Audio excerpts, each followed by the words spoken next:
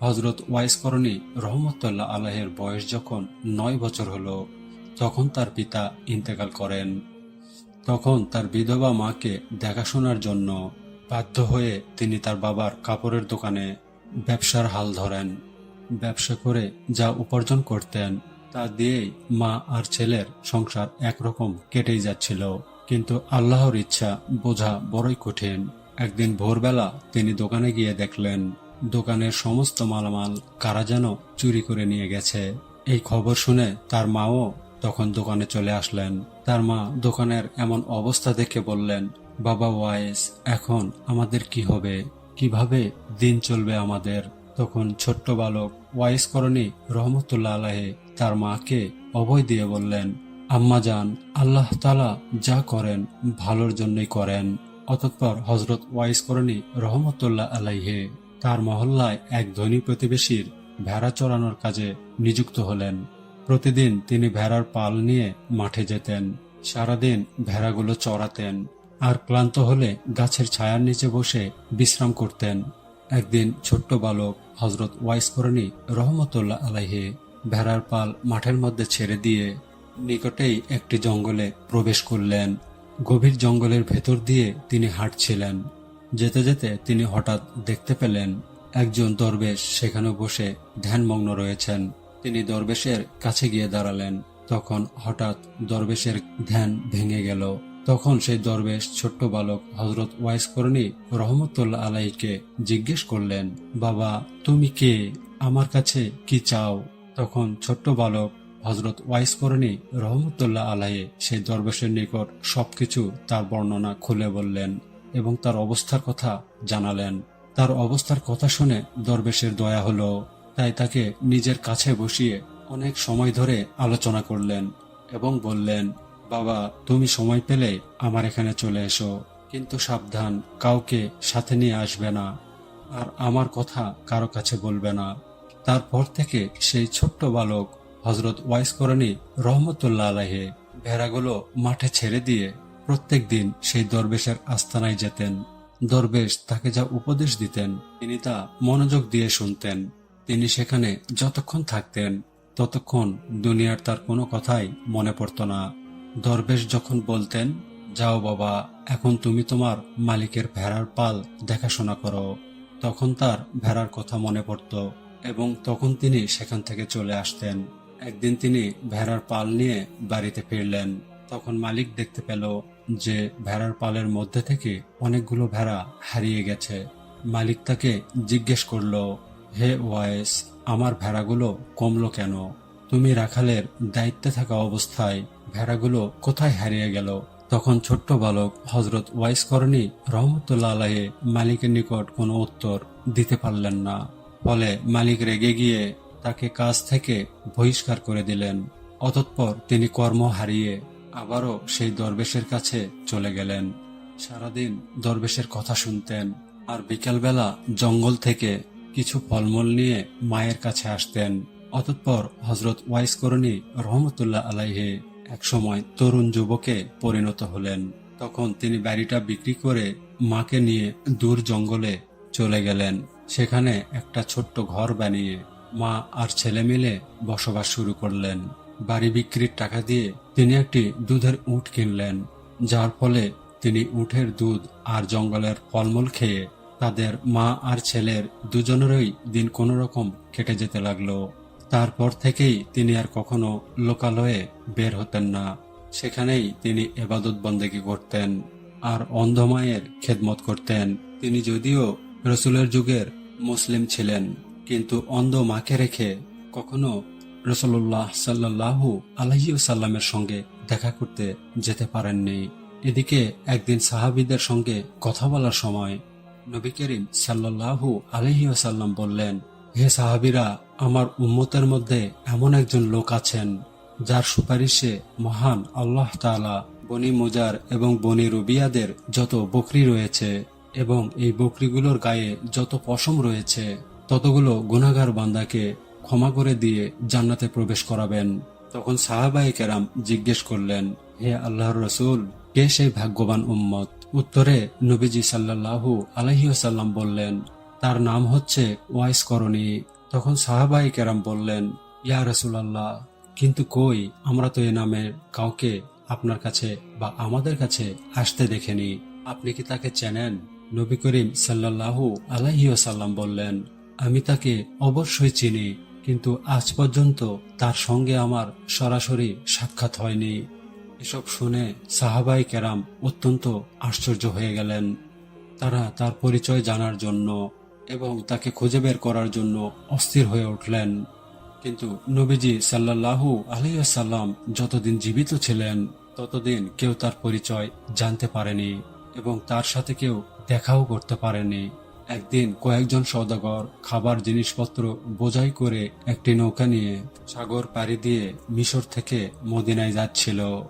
ওই নৌকাতে ছেঁড়া কাপড় পরা একজন পাগলও ছিল। যাত্রীদের মধ্যে কেউ তাকে চিনত না। অতঃপর নৌকা যখন সাগরের মাঝখানে গেল তখন আসমান মেঘাচ্ছন্ন হয়ে গেল। দেখতে দেখতে প্রচন্ড ঝড় শুরু হয়ে গেল। ফলে প্রচন্ড ঝড়ের কারণে নৌকা ডুবে যাওয়ার মতো অবস্থা সৃষ্টি হলো। যাত্রীদের সবাই আতঙ্কিত হয়ে আল্লাহ তাআলাকে ডাকতে লাগলো। এমন সময় হঠাৎ পাগলটা নৌকা থেকে পানিতে লাফ দিয়ে নেমে গেল। সমস্ত যাত্রীরা অবাক হয়ে গেল, কেননা পাগলটা দিব্যি পানির উপরেই দাঁড়িয়েছিল। তারপর পাগলটা পানির উপরে নামাজ পড়া শুরু করলো। নামাজ শেষ হলে সে যাত্রীদের দিকে তাকালো। এই দৃশ্য দেখে যাত্রীরা বুঝে গেল নিশ্চয়ই তিনি আল্লাহওয়ালা বুজুর্গ মানুষ। সবাই তখন চিৎকার করে বলল, হুজুর, আমাদের জন্য আপনি দোয়া করুন। তখন সেই পাগলটা বললেন, তোমরা তোমাদের মাল এবং দুনিয়ার মায়া ছেড়ে দিয়ে বিসমিল্লাহ বলে নৌকা থেকে নেমে আমার কাছে চলে এসো। যাত্রীরা বলল, হুজুর, আমরা পানির উপর দিয়ে কি করে যাব? তখন সে পাগলটা রেগে গেলেন এবং বললেন, তোমরা দেরি করো না, তাড়াতাড়ি নৌকা থেকে নেমে এসো। তখন যাত্রীরা মনে মনে ভাবল যে এমনিতেও তো মরতে হবে, পানিতে নামলেও মরতে হবে, তার চেয়ে ভালো তার কথা মেনেই দেখি কি হয়। এই ভেবে তারা সবাই একত্রে নৌকা থেকে পানিতে নেমে পড়ল। কিন্তু আশ্চর্যের বিষয়, তাদের মনে হচ্ছিল তারা যেন মাটির উপরেই দাঁড়িয়ে রয়েছে, কেউ সেই পানিতে তলিয়ে যাচ্ছিল না। যার ফলে তারা পানির উপর দিয়ে হেঁটে হেঁটে এই পাগলটার কাছে গিয়ে দাঁড়ালো। সঙ্গে সঙ্গে নৌকাটি মালামাল সহ বিশাল সাগরের তলায় তলিয়ে গেল। তখন বুজুর্গ সবাইকে উদ্দেশ্য করে বললেন, তোমরা সবাই টাকা পয়সা এবং মালামালের আশা ছেড়ে দিয়েছ বলেই আজ জানে বেঁচে গেলে। যদি লোভ সামলাতে না পেরে নৌকাতেই থাকতে তাহলে তোমরা সবাই ডুবে মারা যেতে। অতঃপর তারা পানির উপর দিয়ে হেঁটে হেঁটে সবাই সমুদ্রের কিনারায় গিয়ে উঠলেন। তখন সমস্ত যাত্রীরা সেই বুজুর্গ পাগলকে বলল, হুজুর, দয়া করে আপনি যদি আপনার পরিচয়টা দিতেন তাহলে আমরা খুশি হতাম। তখন সেই পাগলটা বললেন, আমার নাম ওয়াইস করণী, করণ নামের গ্রামের বাসিন্দা আমি। তখন যাত্রীরা বলল, হুজুর, দুর্ভিক্ষ দেখা দিয়েছে বলে খবর পেয়েই গরিবদের জন্য খাদ্যশস্য নিয়েই আমরা জাহাজে রওনা হয়েছিলাম, কিন্তু সমস্ত জিনিসপত্র মালামাল সহ নৌকা ডুবে গেল। আমরা এখন মদিনায় গিয়ে গরিবদের কি দিব? তখন হযরত ওয়াইস করণী রহমতুল্লাহ আলাইহি বললেন, নৌকার মালপত্র এবং খাবার দাবার জিনিসগুলো যদি তোমরা ফিরে পাও তাহলে কি সত্যি তোমরা মদিনায় গিয়ে সেগুলো গরিবদেরকে দেবে? তখন তারা বলল, জি হুজুর, অবশ্যই, গরিবদেরকেই সাহায্য করার জন্যই আমরা সুদূর মিশর থেকে আসলাম। তখন হযরত ওয়াইস করণী রহমতুল্লাহ আলাইহি 2 রাকাত নামাজ পড়ে মোনাজাত করে আল্লাহ তাআলার কাছে কি যেন বললেন। অতঃপর তাদেরকে বললেন, ওই যে দেখো, তোমাদের নৌকা খাদ্যশস্য সহ নদীর তীরে ভিড়ে রয়েছে, তোমরা যাও, জলদি নৌকা নিয়ে মদিনায় চলে যাও। তারা অবাক হয়ে তাকিয়ে দেখল সত্যি সত্যি মালভর্তি নৌকাটি সমুদ্রের তীরে ভেসে রয়েছে। তৎপর তারা ওয়াইস করণী রহমতুল্লাহ আলাইয়ের দিকে ফিরে তাকালো, কিন্তু সেই বুজুর্গ ওয়াইস করণী রহমতুল্লাহ আলাইহে সেখানে আর উপস্থিত ছিলেন না। চোখের পলকে কোথায় যেন তিনি অদৃশ্য হয়ে গেছেন। অতঃপর হযরত ওমর রাদিয়াল্লাহু তাআলা আনহুর খেলাফতকালে দ্বিতীয় খলিফা ওমর ফারুক রাদিয়াল্লাহু তাআলা আনহুর এবং হযরত আলী রাদিয়াল্লাহু তাআলা আনহুর একদিন একসাথে কুফা নগরীতে এলেন। হযরত ওমর রাদিয়াল্লাহু তাআলা আনহু কুফার একটি মসজিদে উপস্থিত হয়ে মুসল্লিদেরকে উদ্দেশ্য করে বললেন, হে কুফা নগরীর অধিবাসীরা, আপনাদের মধ্যে কেউ কি ওয়াজ করণীকে চেনেন? তখন সেই মুসল্লিদের মধ্যে থেকে কয়েকজন জবাব দিলেন, জি না হুজুর, আমরা ওয়াজ করণীর নামে কাউকে চিনি না। তখন খলিফা আবারও বললেন, আপনাদের মধ্যে করণ এলাকার বাসিন্দা থাকলে দয়া করে উঠে দাঁড়ান। তখন একজন উঠে দাঁড়ালো। খলিফা তাকে জিজ্ঞেস করলেন, আপনি কি ওয়াইস করণীকে চেনেন? তখন সেই লোকটি বলল, হুজুর, ওয়াইস করণী নামে যে লোকটিকে আমি চিনি সে তো একজন পাগল। সে জঙ্গলের ভেতর থাকে, জঙ্গলে একটি উট চড়িয়ে বেড়ায়। অত্যন্ত আজব মানুষ সে।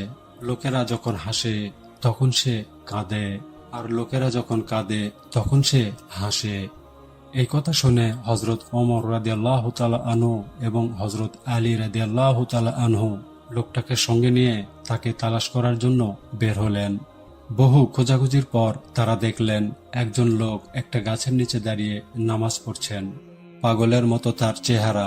হজরত ওমর রাদিয়াল্লাহু তাআলা আনহু এবং হজরত আলী রাদিয়াল্লাহু তাআলা আনহু তখন সেই গাছের নিচে গিয়ে চুপচাপ দাঁড়িয়ে রইলেন।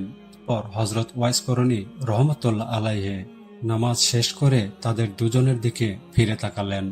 হজরত ওমর রাদিয়াল্লাহু তাআলা আনহু এবং হজরত আলী রাদিয়াল্লাহু তাআলা আনহু প্রথমেই তাকে সালাম দিলেন। তিনিও তাদের সালামের জবাব দিলেন। তারপর হজরত ওমর রাদিয়াল্লাহু তাআলা আনহু তাকে জিজ্ঞেস করলেন, আপনি কে? দয়া করে আপনার পরিচয় দিন। তখন হজরত ওয়াইস করণী রহমতুল্লাহ আলাইহি বললেন, আমি আব্দুল্লাহ। হজরত ওমর রাদিয়াল্লাহু তাআলা আনহু বললেন, আমরা সবাই তো আব্দুল্লাহ, অর্থাৎ আল্লাহর বান্দা। আমরা আপনার বাবা মার দেওয়া নামটি জানতে চাই। তখন তিনি বললেন, আমার বাবা মা আমার নাম রেখেছিলেন ওয়াইস, কিন্তু লোকেরা আমাকে ওয়াইস করণী বলে ডাকে।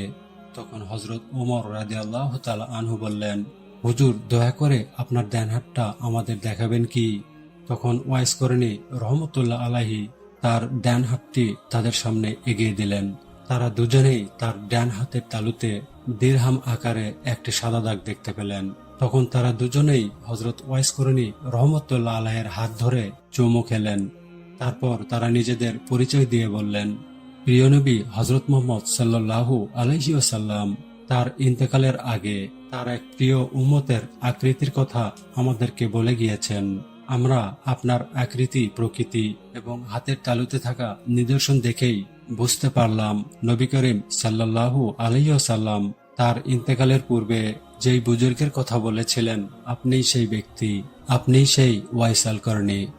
হে প্রিয়, হযরত মুহাম্মদ সাল্লাল্লাহু আলাইহি ওয়াসাল্লাম স্বয়ং আপনাকে সালাম জানিয়েছেন এবং তার পবিত্র দেহের জুব্বা মোবারক আপনাকে দেওয়ার জন্য আদেশ করে গিয়েছেন, আর বলে গেছেন আপনি যেন তার উম্মতের জন্য দোয়া করেন। তখন হযরত ওয়াইস করণী রহমতুল্লাহ আলাইহি বললেন, দোয়া করার জন্য তো আপনারাই সবচেয়ে উপযুক্ত ব্যক্তি, কারণ আল্লাহ তাআলা এবং তার রাসূলের আপনারা প্রিয় পাত্র। তখন হযরত ওমর রাদিয়াল্লাহু তাআলা আনহু বললেন, আমরা তো নবীজি সাল্লাল্লাহু আলাইহি ওয়াসাল্লামের উম্মতের জন্য দোয়া করেই থাকি, তবুও আপনি নবীজি সাল্লাল্লাহু আলাইহি ওয়াসাল্লামের অনুরোধ রক্ষা করুন। তখন হযরত ওয়াইস করণী রহমতুল্লাহ আলাইহি বললেন, হে খলিফা ওমর, আপনি হয়তো ভুল করছেন।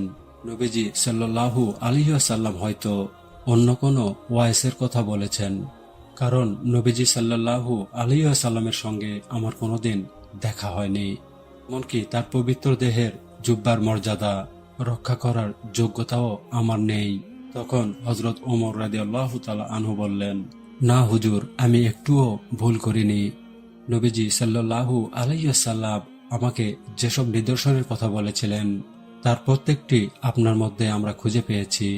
সুতরাং আমার মধ্যে বিন্দুমাত্র সন্দেহ নেই যে আপনাকে রাসূলুল্লাহ সাল্লাল্লাহু আলাইহি ওয়াসাল্লাম তার পবিত্র দেহের জুব্বা দান করতে বলে গিয়েছেন। তখন হযরত ওয়াইস করণী রহমতুল্লাহ আলাইহি বললেন, বেশ, তাহলে নবীজি সাল্লাল্লাহু আলাইহি ওয়াসাল্লামের পবিত্র দেহের জুব্বা মোবারক আমাকে দিন, আমি এই জুব্বা পরিধান করে তার উম্মতের জন্য দোয়া করি। তখন হযরত ওমর রাদিয়াল্লাহু তাআলা আনহু ওয়াইস করণী রহমতুল্লাহ আলাইহির হাতে পবিত্র জুব্বাটি তুলে দিলেন। তিনি জুব্বাটি নিয়ে সামান্য একটু দূরে গেলেন, অতঃপর সিজদায় পড়ে আল্লাহ তাআলার দরবারে কান্নাকাটি করে প্রার্থনা করতে লাগলেন, হে করুণাময়, হে পরওয়ারদিগার, আপনার প্রিয় বন্ধু রাসূলুল্লাহ সাল্লাল্লাহু আলাইহি ওয়াসাল্লাম তার পবিত্র দেহের জুব্বা আমাকে দান করে গিয়েছেন। যতক্ষণ আপনি নবীজি সাল্লাল্লাহু আলাইহি ওয়াসাল্লামের উম্মতের গুনাহ মাফ না করবেন, ততক্ষণ এই জুব্বা আমি গায়ে পরব না। কারণ তিনি তার উম্মতকে আমার জিম্মায় রেখে দুনিয়া থেকে বিদায় নিয়েছেন। রাসূলুল্লাহ সাল্লাল্লাহু আলাইহি ওয়াসাল্লাম, হযরত ওমর এবং হযরত আলী সবাই তাদের নিজের কাজ শেষ করেছেন। এখন শুধু আমার কাজ বাকি রয়েছে। হে আল্লাহ, আমার আরজি কবুল করুন। তখন অদৃশ্য থেকে আওয়াজ আসলো, হে ওয়াইস, তুমি সিজদা থেকে মাথা উঠাও। আমি তোমার প্রার্থনা কবুল করার জন্য কিছু উম্মতের গুনাহ মাফ করে দিলাম। তখন হযরত ওয়াইস করণী রহমতুল্লাহ আলাইহি আবারও বললেন, হে পরওয়ারদিগার, আমি তোমার কাছে হযরত মুহাম্মদ সাল্লাল্লাহু আলাইহি ওয়াসাল্লামের সকল উম্মতের গুনাহ মাফ করে দেওয়ার জন্য আরজি জানিয়েছি, সামান্য কিছু উম্মতের গুনাহ মাফ করার জন্য বলিনি। অতঃপর আবারও গায়েবী আওয়াজ এলো, হে ওয়াইস করণী, তোমার প্রার্থনা অনুযায়ী আমি আমার হাবিবের উম্মতের 1/4 গুনাহ মাফ করে দিলাম। হযরত ওয়াইস করণী রহমতুল্লাহ আলাইহি তাতেও রাজি হলেন না। তিনি সিজদা থেকে মাথা না উঠিয়ে আবার আরজ করলেন, হে রাব্বুল আলামিন, তার সমস্ত উম্মতের গুনাহ মাফ না করলে আমি রাসূলুল্লাহ সাল্লাল্লাহু আলাইহি ওয়াসাল্লামের জুব্বা কিছুতেই গায়ে পরব না এবং সিজদা থেকে মাথাও উঠাবো না। ফলে অদৃশ্য থেকে আবারও আওয়াজ এলো, হে ওয়াইস করণী, তুমি সিজদা থেকে মাথা উঠাও। আমার হাবিবের পবিত্র জুব্বা মোবারক তুমি পরিধান করো। আমি শুধু তোমার প্রার্থনার খাতিরে রাসূল সাল্লাল্লাহু আলাইহি ওয়াসাল্লামের উম্মতের অর্ধেককে মাফ করে দিলাম। হযরত ওয়াইস করণী রহমতুল্লাহ আলাইহি এবং মহান আল্লাহ রব্বুল আলামিনের মধ্যে এমন কথা হচ্ছিল। তখন আমিরুল মুমিনিন হযরত ওমর রাদিয়াল্লাহু তাআলা আনহু এবং হযরত আলী রাদিয়াল্লাহু তাআলা আনহু তার কাছে গিয়ে হাজির হলেন।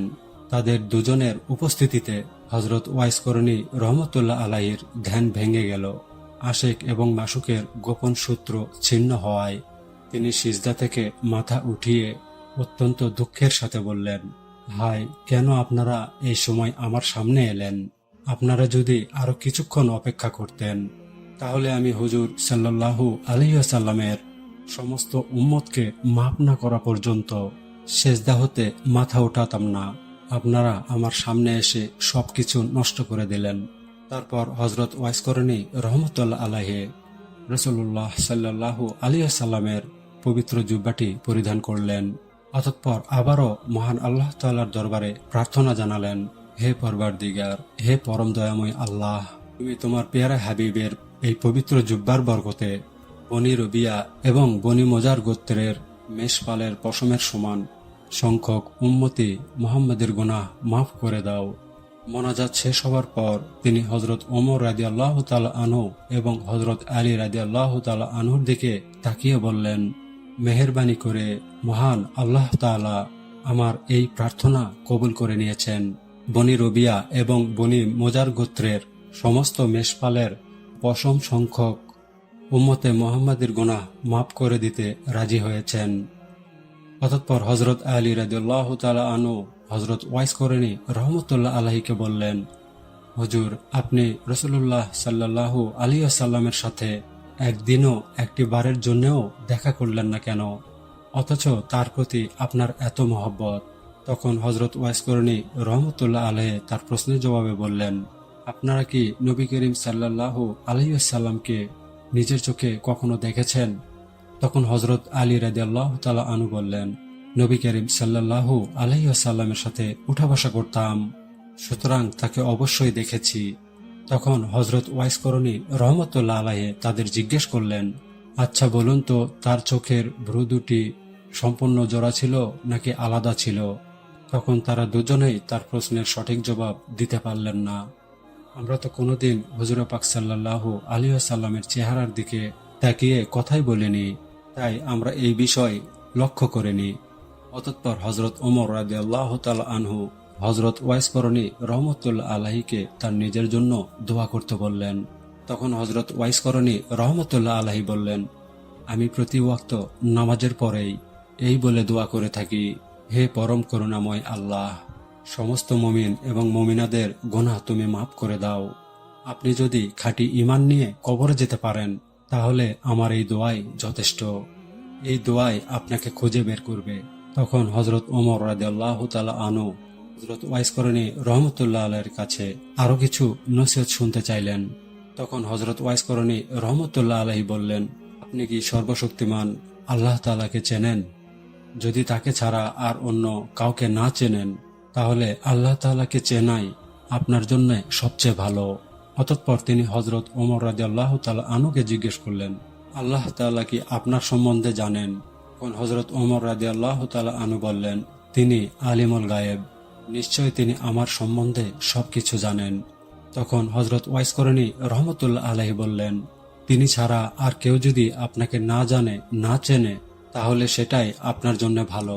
অতঃপর হযরত ওমর রাদিয়াল্লাহু তাআলা আনহু হযরত ওয়াইস করণী রহমতুল্লাহ আলাইহিকে কিছু নজরানা দিতে চাইলেন। জবাবে হযরত ওয়াইস করণী রহমতুল্লাহ আলাইহি নিজের পকেট থেকে 2টি দিরহাম বের করে বললেন, উট চড়িয়ে এই 2টি দিরহাম পেয়েছিলাম। আপনি কি আমাকে এই নিশ্চয়তা দিতে পারবেন যে এগুলো খরচ না করা পর্যন্ত আমি এই দুনিয়ায় বেঁচে থাকব? যদি পারেন তাহলে আমাকে নজরানা দিন। আমি নিজেই কিন্তু বিশ্বাস করতে পারছি না যে এই দিরহাম 2টি আমি খরচ করার সুযোগ পাব। হয়তো তার আগেই আমাকে এই দুনিয়া ছেড়ে চলে যেতে হবে। অতঃপর কিছুক্ষণ চুপ করে থাকার পর হযরত ওয়াইস করণী রহমতুল্লাহ আলাইহি তাদেরকে বললেন, আপনারা দুজন অনেক কষ্ট করে আমার সাথে দেখা করতে এসেছেন। দেখা তো হয়ে গেল, এখন আপনারা ফিরে যান। কিয়ামত খুব নিকটবর্তী, সেদিন আবার আপনাদের সঙ্গে আমার দেখা হবে। অতঃপর হযরত ওয়াইস করণী রহমতুল্লাহ আলাইহি তাদের দিক থেকে মুখ ফিরিয়ে নিলেন এবং মহান আল্লাহ তাআলার ইবাদতে মগ্ন হলেন। হযরত ওমর রাদিয়াল্লাহু তাআলা আনহু এবং হযরত আলী রাদিয়াল্লাহু তাআলা আনহু তখন বুঝতে পারলেন যে তার সাথে আর কথা বলার সুযোগ হবে না। সুতরাং তারা সেখান থেকে চলে এলেন। অতঃপর দীর্ঘদিন অতিবাহিত হওয়ার পর হযরত ওয়াইস করণী রহমতুল্লাহ আলাইহি নবীজি সাল্লাল্লাহু আলাইহি ওয়াসাল্লামের রওজা মোবারক জিয়ারত করার জন্য মদিনায় আসলেন। মদিনায় সাহাবাগণ তখন হযরত ওয়াইস করণী রহমতুল্লাহ আলাইহিকে জিজ্ঞেস করলেন, আপনি নবীজি সাল্লাল্লাহু আলাইহি ওয়াসাল্লামের পবিত্র রওজা জিয়ারত করার জন্য এসেছেন, কিন্তু তিনি বেঁচে থাকতে তার সাথে তো একবারও দেখা করার জন্য আসেননি, এর কারণ কি? সাহাবীদের জবাবে হযরত ওয়াইস করণী রহমতুল্লাহ আলাইহি বললেন, আমার বৃদ্ধা অচল অন্ধ মাকে একা ফেলে রেখে প্রচন্ড ইচ্ছা থাকা সত্ত্বেও আমি আসতে পারিনি। তখন সাহাবায়ে কেরাম বললেন, আমাদের সবারই তো পিতামাতা ছিলেন, আমরা আমাদের সবার পিতামাতার চেয়ে নবীজি সাল্লাল্লাহু আলাইহি ওয়াসাল্লামকে মন প্রাণ দিয়ে বেশি ভালোবাসতাম। তখন হযরত ওয়াইস করণী রহমতুল্লাহ আলাইহি বললেন, আপনারা তো সবসময় নবীজি সাল্লাল্লাহু আলাইহি ওয়াসাল্লামের দরবারেই ছিলেন, তাকে কাছ থেকে প্রতিদিনই দেখেছেন, তাকে মন উজাড় করে ভালোবাসতেন। আচ্ছা বলুন তো দেখি, তার চেহারা মোবারক কেমন ছিল? তখন সাহাবায়ে কেরাম নবীজি সাল্লাল্লাহু আলাইহি ওয়াসাল্লামের পবিত্র চেহারার কিছু কিছু বর্ণনা দিতে শুরু করলেন। শুনে ওয়াইস করণী রহমতুল্লাহ আলাইহি বললেন, আপনারা যা বললেন সে তো তার বাহিরের আকৃতির কথা, কিন্তু তার বাতেনি আকৃতির কথা তো কিছুই বললেন না। সাহাবায়ে কেরাম তখন জবাব দিতে না পেরে বললেন, হুজুর তাহলে আপনিই বলুন। তখন হযরত ওয়াইস করণী রহমতুল্লাহ আলাইহি বললেন এবং নবীজি সাল্লাল্লাহু আলাইহি ওয়াসাল্লামের আকৃতির এমনভাবে বর্ণনা দিলেন যে সাহাবায়ে কেরাম অস্বীকার করার সুযোগ পেলেন না। হযরত ওয়াইস করণী রহমতুল্লাহ আলাইহির বর্ণনা শুনে তারা নবীজি সাল্লাল্লাহু আলাইহি ওয়াসাল্লামকে নতুন রূপে দেখতে পেলেন। তখন তারা সবাই কেঁদে ফেললেন। অতঃপর তিনি পবিত্র রওজা মোবারক জিয়ারত করতে গেলেন। রাসূলুল্লাহ সাল্লাল্লাহু আলাইহি ওয়াসাল্লামের মহব্বতে কাঁপতে কাঁপতে তিনি পবিত্র রওজা মোবারকের পাশে বেহুশ হয়ে পড়লেন।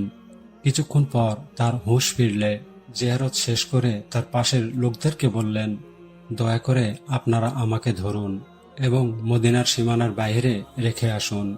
এই জায়গার মাটিতে আল্লাহর রাসূল সাল্লাল্লাহু আলাইহি ওয়াসাল্লামের পবিত্র দেহ মোবারক শুয়ে আছে, সেখানে পা রেখে আমি দাঁড়াতে পারছি না। বেয়াদবির ভয়ে আমার সারা দেহ থরথর করে কাঁপছে। প্রিয় ভাই ও বোনেরা, নবীজি সাল্লাল্লাহু আলাইহি ওয়াসাল্লামকে কেমন ভাবে শ্রদ্ধা করলে এমন পরিস্থিতি হতে পারে একবার ভাবুন তো। আজকের ভিডিও এ পর্যন্তই। আমাদের চ্যানেলের অন্যান্য শিক্ষণীয় ইসলামিক ভিডিও দেখার আমন্ত্রণ জানিয়ে এখানেই বিদায় নিলাম। সবাই ভালো থাকবেন। আল্লাহ হাফেজ। আসসালামু আলাইকুম ওয়া রাহমাতুল্লাহ।